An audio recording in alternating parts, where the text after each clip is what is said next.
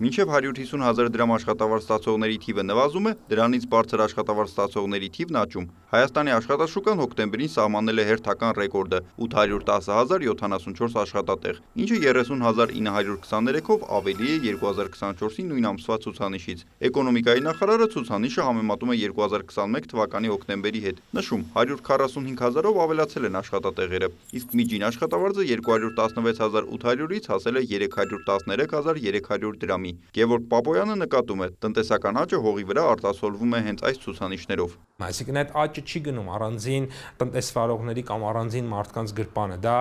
բավականին համաչափ է տարածվում եւ դա է նաեւ դրա արդյունքն է, որ այսօր մենք ունենք 810,100 աշխատատեղ եւ դա նաեւ գիտությունն է ապացուցում, այսպես ասենք, ջինի գործակիցը հրապարակվել է եւ մենք տարածաշրջանում լավագույն ցուցանիշ ունենք։ Ջինի գործակիցը որքան ցածր է, այնքան ստացվում է, որ պետության մեջ ստացվող արդյունքը համաչափ է բաշխվում։ Մոտ 8%-ով ավելացել է 150-ից 500,000 դրամ ստացողների թիվը, 14,3%-ով 500,000-ից 2 միլիոն ստացողներինը եւ 13%-ով ավելացել է 2 միլիոն դրամից բարձր աշխատավարձ ստացողների թիվը, շեշտում է նախարարը։ Դե դեպքում հարց է առաջանում, բա որ աշխատատեղերն են նվազել են մինչև 150,000 դրամ աշխատավարձ ստացողները, այսինքն մինչև 150,000 դրամ աշխատավարձ ստացողները սկսել են ավելի բարձր աշխատավարձ ստանալ, սկսել են իրենք 150-ից 500,000 դրամ աշխատավարձի շուկայում շատերը նրանցից ուրեմն ընկնել, հա, եւ 150-ից 500-ի մեջ 150-ից 500-ից մի մասը սկսել է անցնել 500-ից 2 միլիոն, 500-ից 2 միլիոնից մի մասն էլ տեղափոխվել է 2 միլիոն եւ ավել։ Նոր աշխատաշուկա մտած մարդկանց մեծ մասը 150-ից 500,000 դրամ ստացողների ցանկում է, նկատում է նախարարը։ Աշխատատեղերն ավելացել են տարբեր ոլորտներում՝ շինարարություն, ֆինանսական միջնորդություններ, հանրային սնունդ։ Սպասարկման ոլորտում գործունեություն ծավալող գործարարի խոսքով վերջին տարիներին զբոսաշրջիկների եւ մարդկանց ներհոսքի, նաեւ ներքին տնտեսական շարժի արդյունքում ավելացան թե ռեստորանները, թե աշխատատեղերը։ 24 թվականը մեր հոռեկա ոլորտում հյուրանոց, ռեստորան, կաֆե եւ այլն, հա,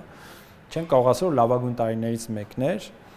բայց 25 թվականը վատ չսկսեց ու ոնց որ թե վատ չի ավարտվում։ Ռեստորանային գործը դա մեծ մասամբ սեզոնետ է պայմանավորված եւ սեզոնետ դա կրճատվում եւ ավելանում է։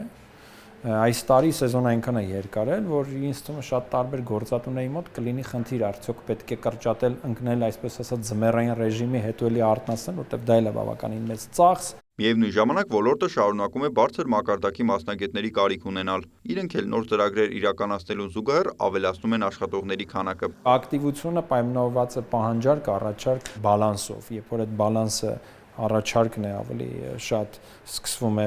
ուրեմն մեծ մրցակցություն, երբ որ պահանջարկն է շատ, նոր տեղեր են բացվում, որ գան այդ մրցակցային դաշտը կարգավորեն։ Ինչքան էլ արհեստական բանականությունը զարգանում է, բայց մարդ կերակրելը եւ մարդ սպասարկելը դեռ մարդկանց մենաշնորհն է։ Պետության դերը կարևոր է աշխատատեղերի ավելացման գործում, կարծում է նախարար Գևորգ Պապոյանը։ Հավելում, դրանք ավելանում են նաև այն ոլորտներում, որոնք կառավարության համար գերակա են։ Տեսեք, թե ինչքան պետական շինարարություն է իրականացվում։ Արդյոք առանց պետական շինարարության մենք այդպիսի աճ կունենայինք։ Տեսեք, այսօր ինչքան մասնավոր շինարարություն է իրականացվում։ Արդյոք առանց հիպոթեկային վարկերի տոկոսադրույքների սուբսիդավորման այդքան շենքեր ուղակի մեր շրջապատում Երևանում կամ Երևանամերձ տարածքներում նորակառույց շենքեր կկառուցվեին, թե ոչ։ Բնականաբար առանց պետական քաղաքականության ուղղակի հնարավոր չէ եւ հենց պետական քաղաքականությունների ու արդյունավետությունն է նաեւ սա ցույց տալիս։ Հայաստանի ընդհանուր աշխատավարձային ֆոնդը հոկտեմբերին հասել է գրեթե 254 միլիարդ դրամի։